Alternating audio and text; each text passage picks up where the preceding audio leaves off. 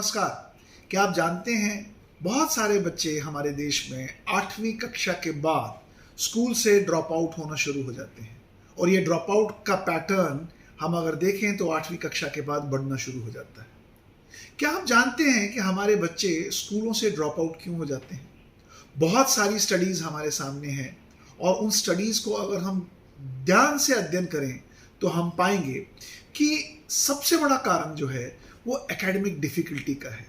यानी जो बच्चे 8वीं कक्षा के बाद 9वीं में जाते हैं, एकेडमिक डिफ़िकल्टी ऐसी होती है कि वो उस शिक्षा को 9वीं कक्षा में या 10वीं कक्षा में जो स्टैंडर्ड शिक्षा है उसको कोप अप नहीं कर पाते और जिसके कारण से उनका मन उस पढ़ाई में लगता नहीं है और वो स्कूल से ड्रॉप आउट हो जाते हैं। एक दूसरा कारण है कि हमारे बच्चे बोल नहीं पाते ठीक से, हमारे बच्चे लिख नहीं पाते ठीक से और उनकी जो लिखने और बोलने की क्षमता होती है वो डेवलप नहीं हुई होती और 9वीं और 10वीं में जब ये उनके समक्ष चुनौती के रूप में सामने आती है तो वो ड्रॉप आउट होना ज़्यादा पसंद करते हैं। एक बहुत बड़ा कारण है मैथमेटिक्स का। बहुत सारे बच्चे जो 8वीं कक्षा में मैथमेटिक्स में फेल हो जाते हैं या जो मैथमेटिक्स में आगे नहीं बढ़ पाते, उसे समझ नहीं पाते, 75% बच्चे ऐसे होते हैं जो स्कूल से ड्रॉप आउट हो जाते हैं। इसके अलावा जो कारण है वो बहुत सारे और भी कारण हैं और एक मुख्य कारण है बच्चों की स्कूल के अंदर एंगेजमेंट। उन्हें विभिन्न कामों में, विभिन्न एरियाज में, क्योंकि व्यक्तित्व विकास के बहुत सारे आयाम हैं, केवल किताबें नहीं हैं।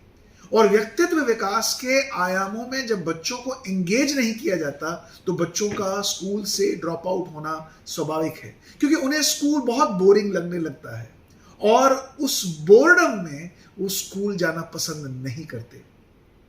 और सबसे बड़ा कारण आज हमारे देश में है कि अगर शिक्षा में उनके पास घर के अंदर उस शिक्षा को करने के अलावा घर की जो फाइनेंशियल परिस्थितियां हैं वो उनके स्वरूप में नहीं है, वो उनके अनुरूप नहीं है।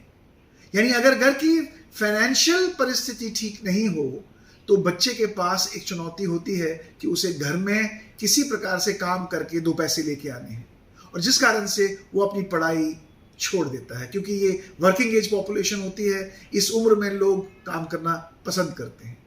लेकिन अगर आपको इन सभी समस्याओं का एक समाधान मिले तो आप क्या अपने बच्चे को ऐसे स्कूल में डालना चाहेंगे? जी हाँ, श्री विश्वकर्मा कौशल विश्वविद्यालय का इनोवेटिव स्किल फीडर स्कूल, जो कि central board of school education से मान्यता प्राप्त है, भारत का केवल मात्र और पहला skill feeder school Palwal campus में पिछले 2 वर्ष से चल रहा है।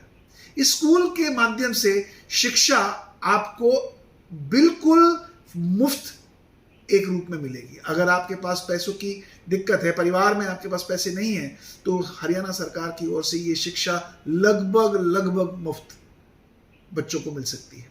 इसी के अलावा इस शिक्षा के अंदर बच्चों को चॉइसेस मिलती हैं 8वीं कक्षा के बाद। वो चाहे तो मैथ लें, साइंस लें, वो चाहे तो वोकेशनल सब्जेक्ट्स अपनी इच्छा के लें।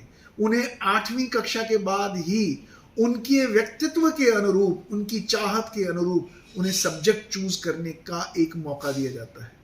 जब आप किसी बच्चे को फ्रीडम देते हो कुछ चूज करने का तो उसका मन पढ़ाई की ओर लग जाता है। और जब व्यक्तित्व विकास की घटनाएं स्कूल के अंदर घट रही हों और उनके व्यक्तित्व के बाकी आयामों को भी निखारने का एक प्रयास चल रहा हो तो उस बच्चे की जो डेवलपमेंट है और एंगेजमेंट है वो स्कूल में बढ़ जाती है।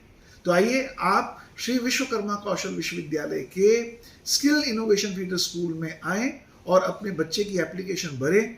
इस स्कूल में बहुत सारे बच्चे अप्लाई कर रहे हैं, हो सकता है आपके बच्चे को स्कूल में एडमिशन मिल जाए और आपका बच्चा अपने जीवन में एक नई आशाओं के साथ आगे बढ़े। इस स्कूल में जनरल एजुकेशन के साथ साथ वोकेशनल एजुकेशन भी पढ़ाई जाती है। हमारे यहाँ बच्चे आर्टिफिशियल इंटेलिजेंस में भी पढ़ रहे हैं, हमारे यहाँ डेटा साइंस में भी पढ़ रहे हैं, इंफॉर्मेशन टेक्नोलॉजी में भी पढ़ रहे हैं, स्पोर्ट्स एजुकेशन में भी पढ़ रहे हैं और मल्टी स्किल यानी एग्रीकल्चर, ऑटोमोबाइल, इन क्षेत्रों में भी वो अपनी पढ़ाई कर सकते हैं। और 10वीं कक्षा के बाद भी अगर वो छोड़ना चाहें तो उनके पास कौशल ऐसा होगा कि वो अपने लिए आजीविका को खुद ढूंढ के ला सकते हैं।